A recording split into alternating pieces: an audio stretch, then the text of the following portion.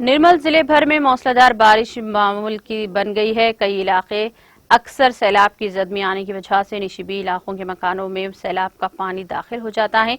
ऐसे हंगामी हालात में हादिसाती तौर पर सैलाब में फंसे जाने वाले अफराद को बचाने के लिए रेस्क्यू अमले को बड़ी हद तक परेशानियों से गुजरना पड़ता है।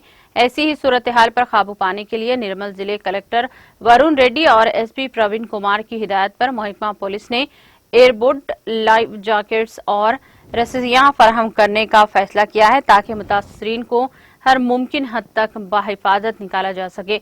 मुकामी गडना वागो प्रोजेक्ट पर एएसपी भैंसा कांतिलाल पाटिल की जेर निगरानी एयरबोट के जरिए मुजाहिरा ताकि एयरबोट के कारकर्दगी और इस्तेमाल की वजाहत की जा सके। इस मौके पर पुलिस जवानों को भी एयरबोट की तरबियत दी गई है और एएसपी कांतिलाल पाटिल के हमरा टाउन सर्कल इंस्पेक्टर सीनू, रोल सीआई मायलू और आईएस श्रीकांत समेत कई अफसरान ने एयरपोर्ट का सफर किया।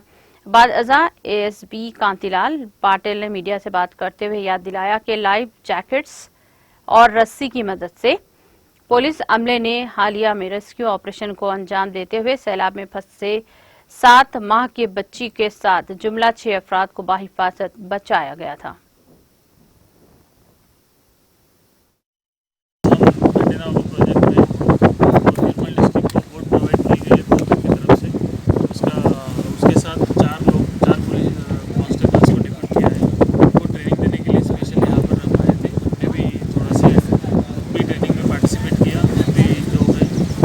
चला के देखा बहुत यहाँ पर जो स्विमर से भैंसा में जो एवरी ईयर सबका जान बचाते हैं उनके साथ उनको ट्रेनिंग कर रहे हैं ताकि अच्छे से ट्रेनिंग हो।